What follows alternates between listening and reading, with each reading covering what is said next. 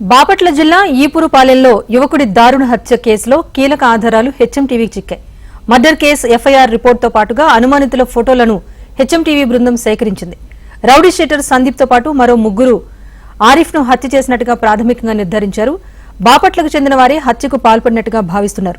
ఘటన జరిగిన 4 రోజులు గడిచినా నిందితులను పోలీసులు అదుపులోకి తీసుకోకపోవడం పట్ల మృతుడి కుటుంబ సభ్యులు పలు అనుమానాలు వ్యక్తం చేస్తున్నారు. హత్యకు పాల్పడిందెవరు, ఎందుకు ఆరిఫ్ను చంపాల్సి వచ్చిందో అంతు చిక్కటం లేదు. ఎఫ్ఐఆర్ రిపోర్టులో అసలు ఏముందో హెచ్ఎంటీవీ క్రైమ్ రిపోర్టులో చూద్దాం. బాపట్ల జిల్లా ఈపురుపాలెంలో ఈ నెల 6వ తేదీన జరిగిన యువకుడు ఆరిఫ్ హత్య ఘటన సంచలనం సృష్టించింది. ఈపురుపాలెం నుంచి స్నేహితుడు మనోజ్ తో కలిసి వస్తున్న ఆరిఫ్ ను అతి కిరాతకంగా కత్తితో పొడిచి మరీ హత్య చేశారు. ఆరిఫ్ సైకిల్ పై వస్తుండగా మనోజ్ బైక్ పై వస్తున్నాడు. వెనుక నుంచి వచ్చిన కారుకి దారి ఇవ్వలేదని మనోజ్ పై దాడి చేశారు. తనపై దాడిని అడ్డుకున్న ఆరిఫ్ ను పదునైన కత్తితో విచక్షణ రహితంగా పొడిచి హత్య చేశారు. ఆరిఫ్ మర్డర్ కేసు ఎఫ్ఐఆర్ రిపోర్టుతో పాటు అనుమానితుల ఫోటోలను హెచ్ఎంటీవీ బృందం సేకరించింది. రౌడీ షీటర్ సందీప్ తో పాటు మరో ముగ్గురు ఆరిఫ్ ను హత్య చేసినట్లుగా ప్రాథమికంగా నిర్ధారించారు. బాపట్లకు చెందిన వారే హత్యకు పాల్పడినట్లు భావిస్తున్నారు. హత్య ఘటనను ప్రత్యక్షంగా చూసిన ఆరిఫ్ స్నేహితుడు కళ్లకు కట్టినట్టుగా చెప్పాడు. ఆరిఫ్ మెడపైన, ముఖంపైన, కడుపులో, వీపుపైన అత్యంత క్రూరంగా పాశవికంగా పొడిచారని చెప్పాడు. 14కి పైగా కత్తిపోట్లు పొడిచి హతమార్చారని తెలిపాడు.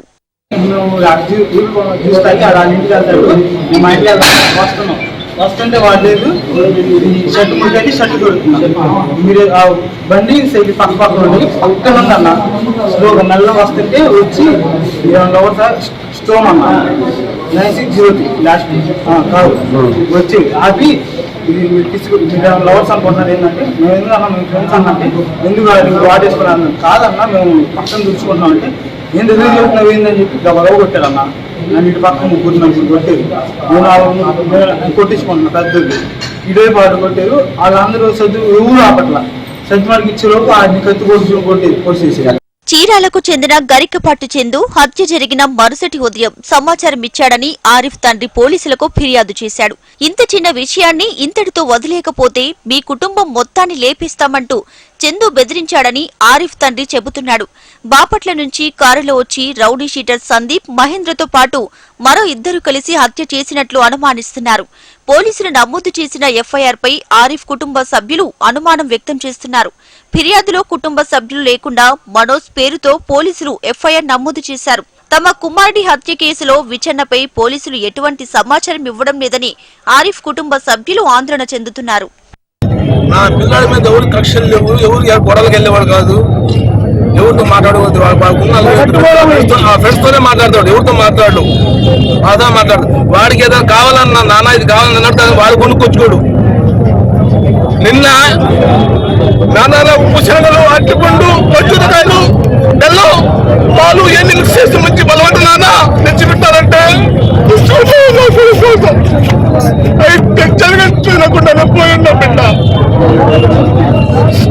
నా బిడ్డ తిరుగుండాలి.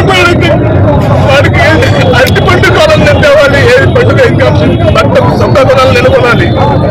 అంత దేశంకుంటాడు, ఎవరితో గొడవలు అని పెట్టి నా బిడ్డ కాదండి. నిన్న ఉదయంతో కాలేజీకి వచ్చాడు,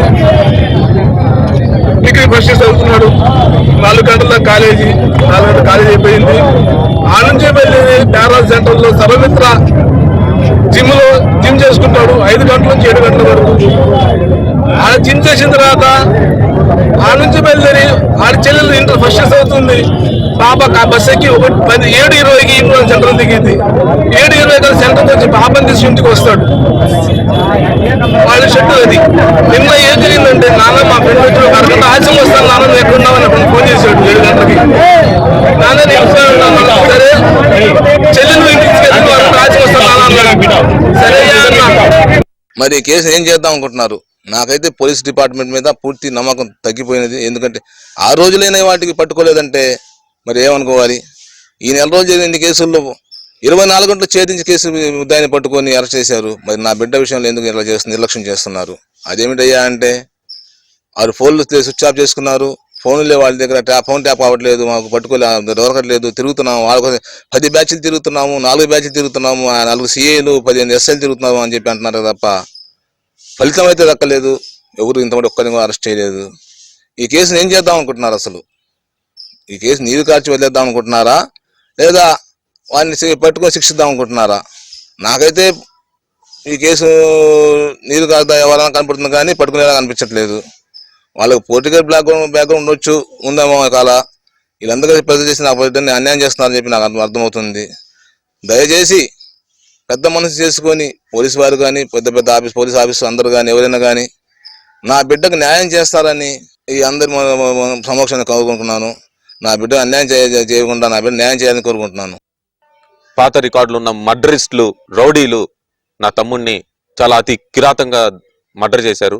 మర్డర్ చేసిందే కాకుండా అదే రోజు పొద్దున వారి యొక్క ముద్దాయిల ఒక బంధువు పొద్దున్నే వచ్చి గరిక చందు అనే వ్యక్తి మా ఇంటి దగ్గరికి వచ్చి, ఇది జరిగింది చాలా చిన్న విషయం, మీరు దీన్ని రాద్ధాంతం చేసేయంటే మీ కుటుంబాలు లెగిసిపోతాయి, మేము తలుచుకుంటే ఏదైనా చేస్తామని చెప్పి హెచ్చరించి వార్నింగ్లు ఇచ్చి వెళ్ళాడు. అతని పేరు, అతని ఫోటో మేము పోలీసులకి అప్పగిచ్చాము. కానీ అతన్ని ఇప్పటి వరకు పట్టుకుంది లేదు, ఏం చేసింది లేదు.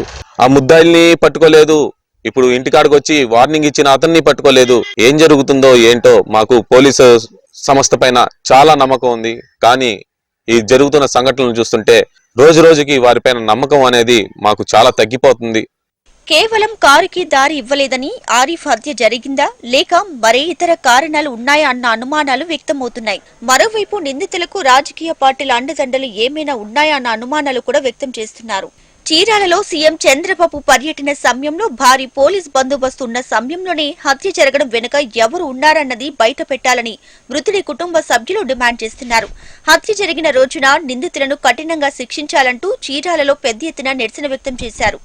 నాకుంది ఒక బిడ్డ సార్, నాకు ఆధారం అన్ని వాడే ఆశం వాడితే నా కష్టం వాడికి బిడ్డ లేకుండా పోయాడు. నాకు నా బిడ్డను చంపిన అరెస్ట్ చేయాలి, అండి. అది ఇంత ఉండగా ఇవాళ ఉదయం చంపిన తమ్ముడు అంటే వాడు మా ఇళ్ళ కాడికి వచ్చి బిడ్డను చంపడం చిన్న విషయం అంట, బిడ్డను చంపడం చిన్న విషయం, నిన్ను ఇంత పెద్ద చేస్తాడా, మాకు ఇతరులు ఎవరిని చంపేస్తాం, కాపులు లేపేస్తాం అని బెదిరిస్తున్నాడు. అది ఫోటోలు తీసి వాటి ఫోటోలు మేము సీఐ గారికి ఇచ్చాం, ఇది ఇట్లా చేస్తాను. వాడిని ఇంతవరకు అరెస్ట్ చేయాల, ఊళ్ళో ఈపురపాలలో ఉన్నవాడిని ఇంతవరకు అరెస్ట్ చేయాల. ఫోటోతో రాయిస్తే మీరు ఈయన్ని అరెస్ట్ చేయలేదు, నిన్న సభ్య పాల్పొని వాళ్ళందరూ ఎప్పుడు అరెస్ట్ చేస్తారు? ఈయన అరెస్ట్ చేయలేదు, నిన్న సభ్యులు నలుగురిని పారిపోయిన నలుగురిని ఎప్పుడు అరెస్ట్ చేస్తారు? యువకుడు హత్యకు గురయ్యారన్న సమాచారంతో స్పాట్ కి వచ్చిన పోలీసులు కేసు నమోదు చేసుకున్నారు. స్పాట్ లోనే ఉన్న మనోజ్ స్టేట్మెంట్ తీసుకున్నారు. ఏం జరిగిందో తెలుసుకున్నారు. అతను ఇచ్చిన సమాచారం ఆధారంగా కేసు దర్యాప్తు చేస్తున్నారు. కేవలం కారుకి సైడ్ ఇవ్వలేదని హత్య చేశారా లేకుంటే ప్లాన్ ప్రకారం జరిగిందా అన్నది పోలీసులు తేల్చాల్సి ఉంది.